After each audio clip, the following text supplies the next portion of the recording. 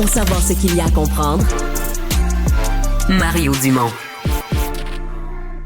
On a eu une grève des enseignants au Québec, mais il y a une toute autre réalité. On pourrait quasiment dire c'est tellement différent comme réalité, un monde parallèle pour ceux qui enseignent dans le Nord, dans des communautés isolées par la distance dans le Nord. Présentement, il y a une grève pour les enseignants de la commission scolaire Kativik dans le Nord du Québec. Larry Imbeau est le président de l'Association des employés du Nord du Québec. Bonjour, M. Imbeau. Oui, bonjour, M. Dumont. Comment expliquer que vous soyez en grève, vous, à ce moment-ci? En fait, les discussions ne progressent plus déjà depuis un certain temps, là. On a des demandes prioritaires sur la table, puis on a un refus total sur ces demandes prioritaires. Donc, on n'a pas le choix de prendre un des seuls moyens qui nous restent, là. Mais vous n'êtes pas dans la même convention collective que les autres enseignants du Québec? Non, on a nos propres conventions collectives à la commission scolaire Kativik et à la commission scolaire CRI. Ouais. Parce que c'est un monde à part. J'ai connu quelques enseignants qui sont allés enseigner là.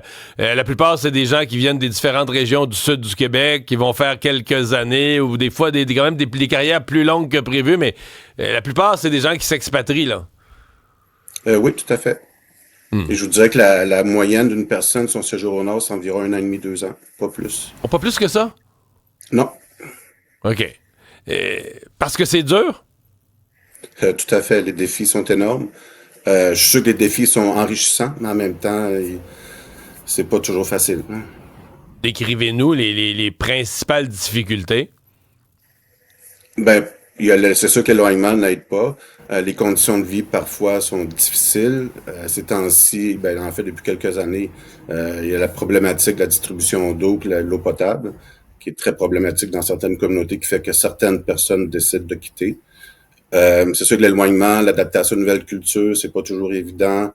Le froid, l'isolement, c'est pas évident pour tout le monde, je vous dirais. Ouais. Donc, on comprend que pour attirer des gens, je veux dire, il faut au même salaire, si tu habites à Terrebonne, au même salaire, tu vas enseigner dans la région de Terrebonne, là. Il faut des conditions attractives pour convaincre des gens d'aller donner un coup de collier, faire quelques années dans le Nord. Tout à fait. J'aimerais ça que l'employeur ait la même compréhension que le gouvernement. Okay. Mais présentement, l'ordre de grandeur, on gagne, je veux pas, mais l'ordre de grandeur, on gagne 10 000 de plus, 20 000 de plus. C'est combien de plus pour aller enseigner dans le Nord?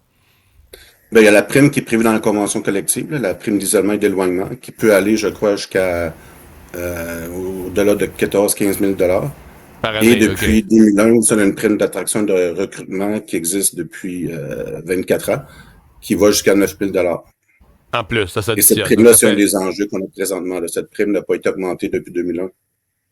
Oh! Fait qu'on comprend que 9 000 de 2001, c'est 5 000 aujourd'hui, puis peut-être même plus, là. Et voilà, vous avez tout compris. Je comprends. Est-ce qu'il en manque? Est-ce qu'on réussit à recruter avec tout ça? Ou est-ce parce que je comprends qu'en 2001, même des années 2000, quand on a mis en place ces primes-là, il y avait des enseignants de trop. Il y avait des enseignants en chômage ou des enseignants... Fait que là, ça pouvait être tentant de dire, regarde, je vais aller me trouver un poste à temps plein, puis je vais m'expatrier une couple d'années. J'ai connu des jeunes qui l'ont fait. Mais là, aujourd'hui, quand on manque d'enseignants partout, ça doit être plus dur d'en convaincre de s'en aller dans le Nord? Oui, puis une image qui explique un peu ça, c'est l'enseignement du français langue seconde au Nunavik. Il y a plus d'enseignants qui proviennent de Côte d'Ivoire que des Québécois de souche, je vous dirais. Ah oui? Oui. Donc, on a de la misère à recruter. On a énormément de difficultés. Il y a 20 ans, la commission scolaire recevait chaque année au-delà de 1200, 1400 CV. Maintenant, il faut qu'ils recrutent à la SER du Québec, à la SER du pays, là, pour pouvoir combler ces postes, là. Deux questions sur des chiffres. Là, vous êtes en grève générale illimitée ou en grève pour quelques jours? Et c'est combien d'enseignants, là, les enseignants de Kativik puis les CRI? À Kativik, on est environ 450-500 enseignants.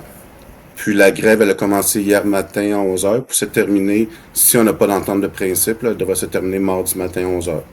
Donc c'est 3 jours pleins. 3 jours pleins. Mais là, je suppose que s'il n'y a pas d'entente, vous allez faire d'autres grèves plus tard, peut-être plus longues. On va devoir consulter nos membres là-dessus. À suivre. Bonne chance. Merci de nous avoir parlé. Un gros merci. Au revoir. Au revoir.